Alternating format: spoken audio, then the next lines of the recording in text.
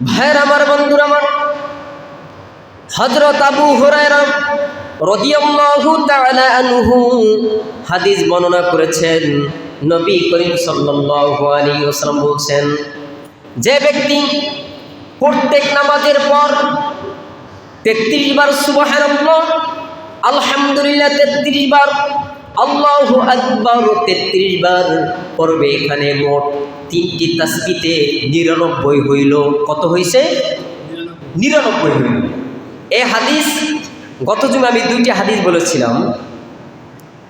তো এটার ভিতরে বলেছেন যে 33 বার সুবহানাল্লাহ, 33 বার আলহামদুলিল্লাহ, 33 বার আল্লাহু আকবার, এবং আল্লাহ রাসূল বলছেন আরেকটি দোয়া আছে, এই দোয়াটা পড়ে 100 পূর্ণ করবে। সেই দোয়াটাকে আমার সাথে পড়েন।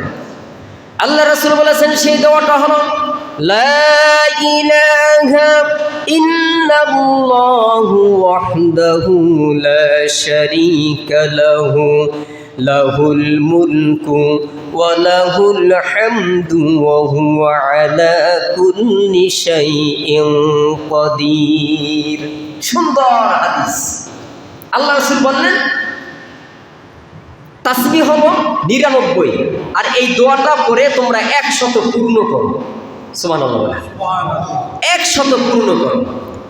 আল্লাহ রাসূল বলেছেন যে বান্দা বান্দি এই হাদিস অনুযায়ী তারা আমল করবে, প্রত্যেক নামাজের পরে এই আমলগুলি করবে, আল্লাহ রাসূল বলেছেন ওই বান্দা বান্দির গুনাহ যদি সাগরের ফেনা বরাবর হয়ে থাকে, আল্লাহ পাক রব্বুল আলামিন এর উসিলা করে বান্দা বান্দিকে মাফ করে দিবেন। সুবহানাল্লাহ। হাদিসটা বুঝছেন আপনারা? আমরা প্রত্যেক নামাজের পরে 33 বার সুবহানাল্লাহ, 33 বার আলহামদুলিল্লাহ, 33 বার আল্লাহু আকবার, এবং এই দোয়াটা পড়ব লা ইলাহা ইল্লাল্লাহু ওয়াহদাহু লা শারীকা লাহু লাহুল মুলকু ওয়া লাহুল হামদু ওয়া হুয়া আলা কুল্লি শাইইন কাদির। দোয়াটা শিখে নেবেন। এই 100 পূর্ণ করতে হবে। তবে যারা কন্টিনিউ আমল করবে, আল্লাহ রাসূল বলছেন ওই বান্দা বান্দির গুনাহ যদি সাগরের ফেনা বরাবরও হয়, সাগরের ফেনা বরাবরও যদি হয়, তবে এই আমল করার কারণে বান্দার গুনাহ রাশি মাফ করে দিবেন। সুবহানাল্লাহ, সুবহানাল্লাহি বিহামদিহি, সুবহানাল্লাহিল আযীম। সম্মানিত ভাইয়েরা, আল্লাহ রাসূলের সাহাবী হযরত আবু উমামা রাদিয়াল্লাহু তাআলা আনহু হাদিস বর্ণনা করেছেন। নবী করিম সাল্লাল্লাহু আলাইহি ওয়াসাল্লাম বলেছেন, ও আমার উম্মতেরা, তোমরা শুনো, তোমরা প্রত্যেক ফরজ নামাজের পরে আয়াতুল কুরসি আদায় করবে। কি আদায় করবে? আয়াতুল কুরসি, যেটা ইনশাআল্লাহ আমরা কন্টিনিউ এটা আমল করে থাকি, আলহামদুলিল্লাহ।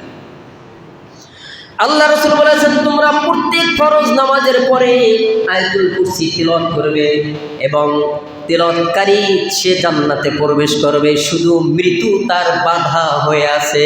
সুবহানাল্লাহ, মৃত্যুটা তার বাধা, মৃত্যুর পরে সঙ্গে সঙ্গে জান্নাতে চলে যাবে। আসতে না জোরে হবে সুবহানাল্লাহ, সুবহানাল্লাহ জোরে বলেন। আমলটা কি? প্রত্যেক ফরজ নামাজের পরে কি পড়ব আমরা? আয়াতুল কুরসি পড়ব। অন্য রিওয়ায়ে আছে আল্লাহ রাসূল বলেছেন এই আয়াতুল কুরসির সাথে তোমরা ইখলাস তিলাওয়াত করিও।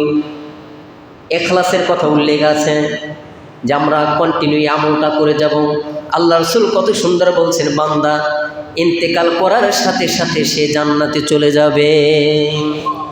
আল্লাহু লা ইলাহা ইল্লা হুয়াল হাইয়ুল কাইয়্যুম لا تأخذه سنة ولا نوم له ما في السماوات وما في الأرض من ذا الذي يشفع عنده إلا بإذنه يعلم ما بين أيديهم وما خلفهم ولا يحيطون بشيء من علمه إلا بما شاء وسع كرسيه السماوات والأرض ولا يؤوده حفظهما وهو العلي العظيم الله أكبر আয়াতুল কুরসি পারেন